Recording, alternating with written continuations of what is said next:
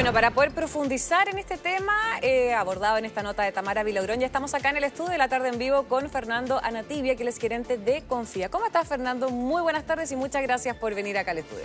Hola Florencia, ¿cómo estás? Gracias por invitarnos. Bueno, cuéntame, ¿cuáles son las principales recomendaciones que a todos nos interesan, obviamente, para poder salir de las deudas? ¿Qué nos podrías recomendar? Bueno, lo primero es alfabetizarse desde el punto de vista de la educación financiera. Hoy día hay brechas importantes, como se veía en la nota, de personas, de las personas ya sea por sexo, entre la mujer y el hombre, y también las personas más juveniles, donde no hay en las mallas curriculares hoy día la educación financiera incluida para que estos también, ¿no es cierto?, desde más jóvenes puedan tener hábitos sanos desde el punto de vista financiero. Ahora, en estos tiempos, hoy día, si uno ya está, ¿no es cierto?, endeudado, buscar alternativas que permitan bajar la carga financiera o lo que paga uno mensualmente, de tal manera de aliviar, ¿no es cierto?, el día a día de las personas. Por ejemplo, una recomendación que he leído que se ha repetido bastante es ponerse un plazo fijo de tiempo para poder liquidar una cierta deuda, ¿no? Sí, eso es lo que uno esperaría, ¿cierto?, de todas las personas, pero la realidad dice que las personas viven en un mundo de consumo y por lo tanto constantemente acuden, ¿no es cierto?, a refinanciar sus créditos. Lo que uno debería buscar es, si se va a endeudar, hacerlo de manera responsable e inteligente, que busque siempre mejorar la calidad de vida de uno y no, ¿no es cierto?, dejar como el agua hasta el cuello, como dicen en buen chileno, Claro. ¿no es cierto?, de las personas. Y otro método también que he leído es que funciona, por ejemplo, saldar desde el minuto uno las pequeñas deudas. Es decir, por ejemplo, no comprar en cuotas montos pequeños porque finalmente los intereses te van a ir aumentando el monto final, ¿no? Sí, si bien existen métodos en las tarjetas de 3 o 6 cuotas precio contado, también hay que considerar que aún si es precio contado, la suma de varias cuotas genera un aumento de la carga financiera mensual de la persona y eso vuelve que sus finanzas no sean sanas finalmente. Estresa el presupuesto de la familia. O, por ejemplo, cubrir las deudas que generan un mayor interés, ¿no? Sí, también a veces hay posibilidad de que las personas tengan fondos extras y pueden acudir a la institución financiera y pagar anticipadamente los créditos. Bajo esa circunstancia, las empresas están obligadas a descontarles los intereses, ¿no es cierto?, que aún no se han cobrado, por lo tanto no se paga el interés. Y la otra forma también es comprando cartera en una sola institución, como hablaba el especialista de Destácame, dejar todo en una sola cuota también permite solucionar los problemas de estrés financiero. Ahora, creo que, Fernando, tú tocaste un tema que es clave y es que nos falta educación financiera, sobre todo desde bien pequeños, ¿no? Sí, claro. ¿Qué medidas se pueden aplicar para entonces mejorar esta situación? Obviamente que existan, por ejemplo, un tipo de aprendizaje, podríamos decir, desde el colegio, que existan ciertas materias, capacitaciones en los trabajos. ¿Cómo puede ser? ¿Cómo se podría aplicar? Sí, en ese sentido estamos al debe como país porque los hábitos se generan con el tiempo, no de manera inmediata. Claro. Y para lograr la educación de la población se debe empezar lo más tempranamente posible. Y esto hoy día estamos al debe porque la malla curricular en las universidades o en los colegios hoy día no contemplan la educación financiera como un ramo obligatorio dentro de sus entidades. Pero hoy día se ha hecho un esfuerzo dentro de los países de la OCDE. Nosotros estamos como en la tabla, en la medianía, en la media, ¿no es cierto? Y dentro de Latinoamérica, bueno, estamos siempre peleando con Colombia entre los primeros, ¿no es cierto?, en educación financiera, pero la verdad es que falta mucho todavía para alcanzar un puesto o un umbral óptimo, ¿no es cierto?, en cuanto a la educación financiera. ¿Y eso se debería empezar a aplicar me dices tú, desde los cursos universitarios o incluso, por ejemplo, en educación media? Porque a los 17, 18 años hay muchos jóvenes que ya trabajan, es decir, pueden generar un porcentaje de ahorro o el hábito de ahorrar, de no gastar más de la cuenta. Sí, hay pequeñas iniciativas de algunas instituciones, incluyéndonos, pero hay poco seguimiento de parte de las entidades estatales que les corresponde hacer este seguimiento. Y sí, clave sería empezar desde lo más temprano posible, ojalá desde el colegio. Ahora, ¿en nuestro país ha aumentado la cantidad o el porcentaje de población moroso en el último año o en el último tiempo? Sí, bueno, el último reporte del segundo trimestre que fue realizado por la Universidad de San Sebastián junto a Equifax, muestra que hubo un aumento de un 0,6% dentro de la morosidad en general en Chile y sobre todo de la deuda de menor cuantía. ¿Cómo es eso? De menor monto, Ya. de monto más pequeño. Pero, o sea, hay más personas endeudándose por montos pequeños. Sí, y que han dejado de pagar dichos montos. Ya. Ha aumentado, pero el impacto mayor se está dando en las personas de mayor edad, ¿no es cierto?, en el adulto mayor, y eso, bueno, guarda relación primero por las pensiones, ¿no es cierto?, No y también... alcanzan.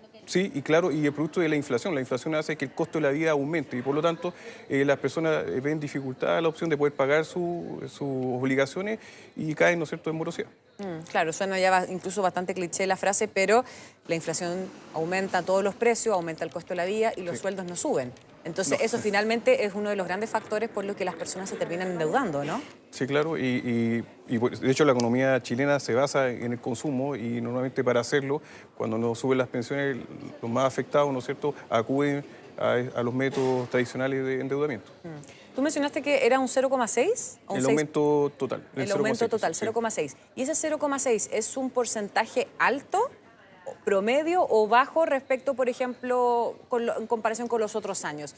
Es decir, ¿es una tendencia que podría alarmar? Podríamos decir que hay una tendencia al alza, ¿sí? Hay otros estudios que muestran que casi el 80% de los ingresos familiares se destinan a pagar pasivo o deuda. Y eso es alarmante, es un país que vive endeudado. Es un país que, bien, por ejemplo, y en comparación con Latinoamérica, tú mencionaste que siempre estamos como peleando ahí también el lugar o similarmente con Colombia, pero a nivel latinoamericano nosotros, el chileno se endeuda poco, promedio o harto.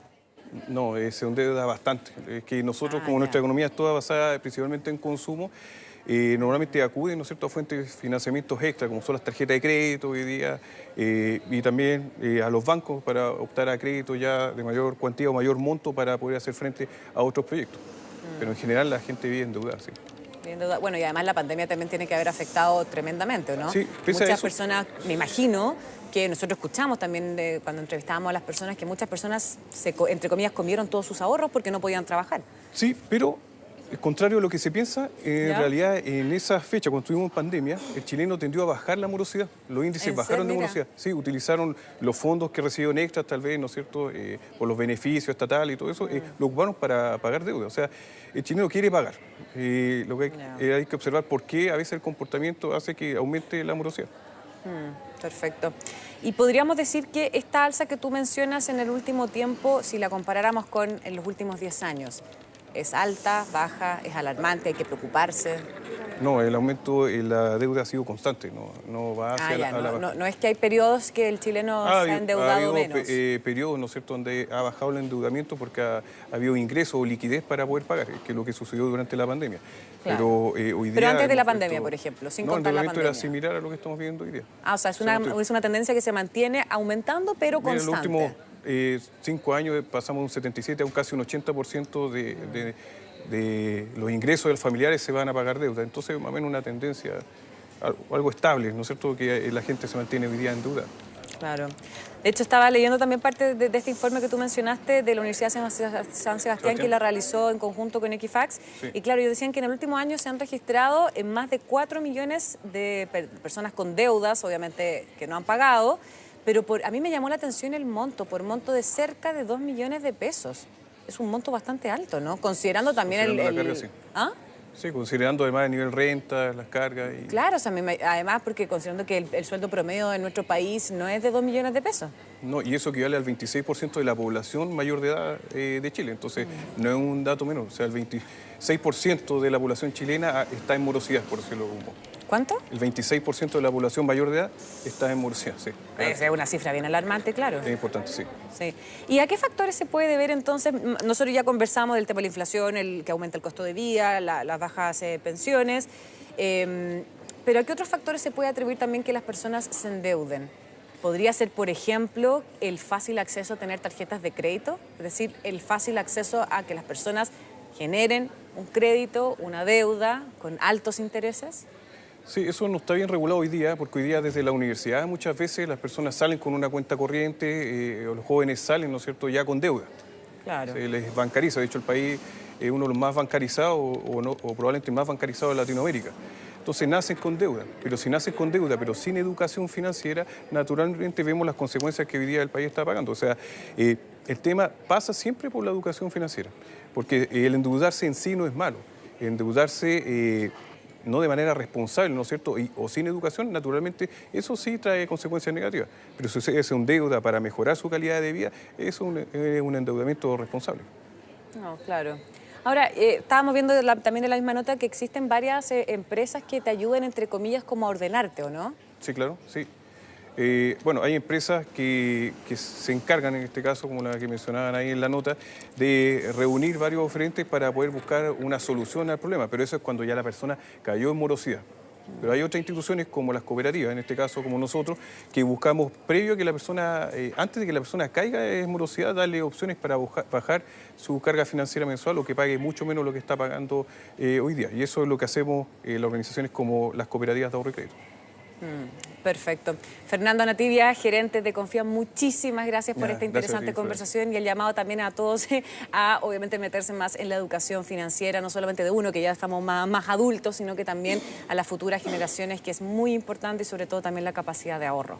Ahora que viene el 18, sobre todo. Ahora viene el 18, sobre todo. Ahora viene el 18 a tranquilizarse. A tranquilizarse, sí.